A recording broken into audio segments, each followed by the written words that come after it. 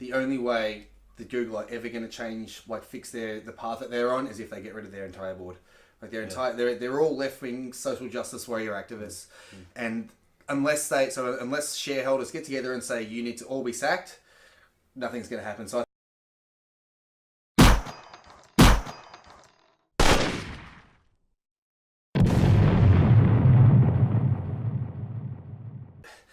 what annoys me about YouTube is it was set up under this promise of we're the new thing. You can put up what you like.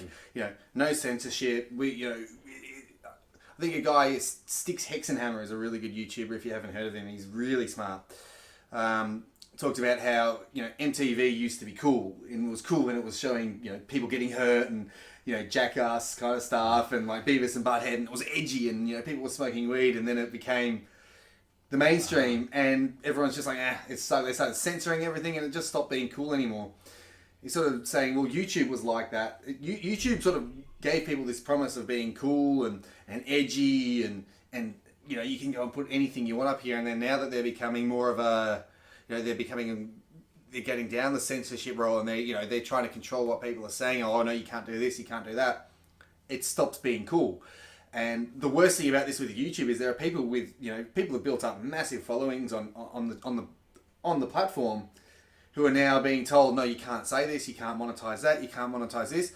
Now, I know I got into a big discussion about this. Well, it was a discussion. It was an argument with someone who's not particularly known for their ability to reason and use logic well.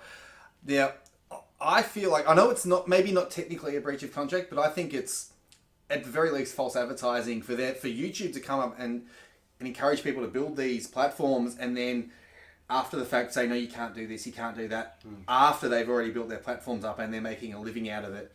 Now, I don't know how you would police that, so to speak, and I think ultimately the best option is to leave and to move to another platform. With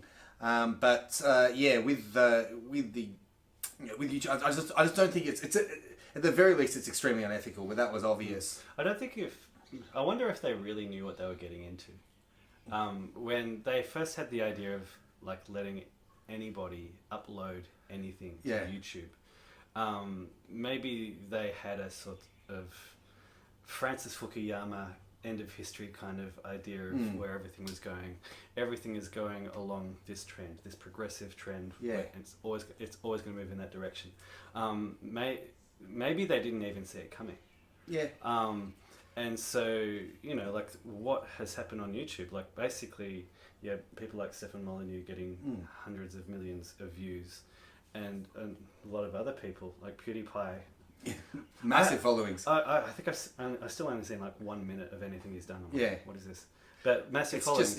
And like they swayed people towards Trump. The same thing goes with the rest of the internet. Like it's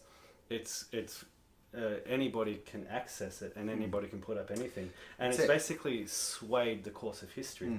And so there are people who don't like what has happened there, and so they're like, we have to stop it, we have to stop this, and so they're trying to. Maybe they just did not see it coming. And now they're scrambling. But now, like you say, like it's people are going to go gold on it, basically. Like if it's not going to be good for me, then why am I on it? And they're going to move away. Well, that brings me back. I got a little bit sidetracked, but it brings me back to my point. I love sidetracks. They take you down the rabbit hole. The best articles I've ever written have been sidetracks. So what I was going to mention about with Google, so with YouTube, they've got, it's a lot harder to move platforms, is what I was saying. But with Google, like we were talking about with DuckDuckGo and Quant and all that, and the other search engines, it's a lot easier for people to just say, well, I'm not going to use Google anymore because I don't ethically agree with them.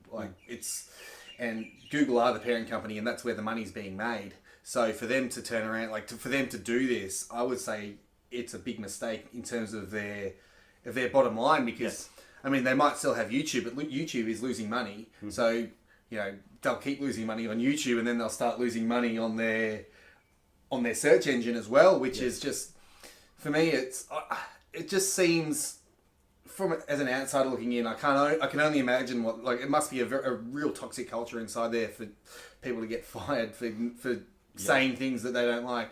But I think that manifests itself in, that'll manifest itself in people seeing that and then losing money ultimately, because it's a bad culture in the company. And if it's a bad culture in the company, they'll create bad products. And if they create a bad product, then people are just going to say, well, you know what?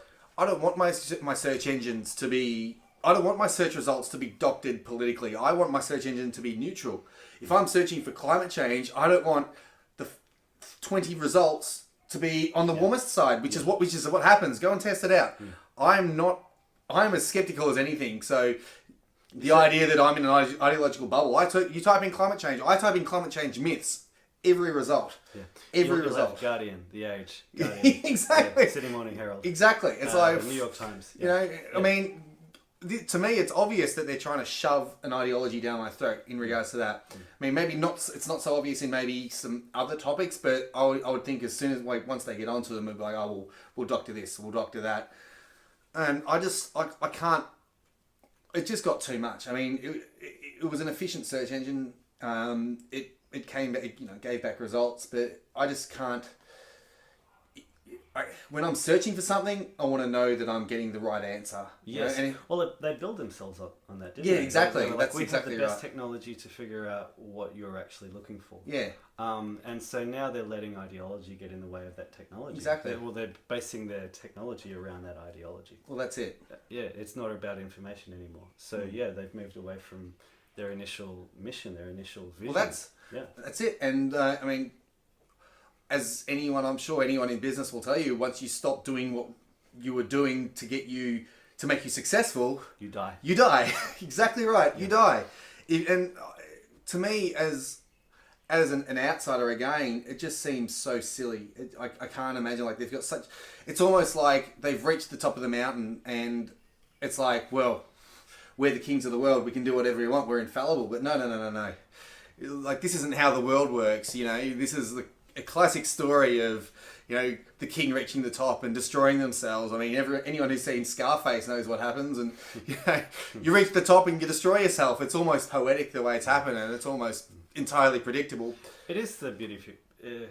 It does give me hope in the free market, especially if we do start to see a move away from Google, if we start to see a big shake-up of Google, and they will have to make it basically, if enough people get angry enough to move away from Google, then that will affect their bottom line. They will have to make a decision: do we go on this path, or do we respond to the market? Honestly, sorry to interrupt, but honestly, because I've seen videos and you've seen who is in charge, the only way that Google are ever going to change, fix the path that they're on, is if they get rid of their entire board. Like, they're all left-wing social justice warrior activists, and unless shareholders get together and say you need to all be sacked, nothing's going to happen. So I think the only way that'll happen is if shareholders turn around and really arc up. And I don't know. I don't see that happening. I don't know who the shareholders of Google are. I would imagine they're just big hedge funds and things like that, who aren't really maybe paying attention to what's going on there. I mean, I guess if the share price dropped by 50% within a few months, they might start having a look at it, and the board will probably get sacked if that did happen anyway. But I don't see... They will probably decide that they need more socialism. Exactly. That's what I was going to get at. Exactly. Yeah. This is what regressive left-wing people do. It's like they don't have any kind of self-reflection, and they don't have the ability to turn around and say, well, I made a mistake, and I should rechange my views. But instead, no, they usually double down and be like, well, obviously there wasn't enough. It hasn't been tried. It hasn't been tried. We didn't go hard enough on the left wing ideology. That concludes part 2 of our discussion. Stay tuned for part 3, where we discuss the gay marriage debate. If you enjoyed, please subscribe and like for more. And please check out the other videos on my channel, as I know that there's something that you'll enjoy. I'll see you next time.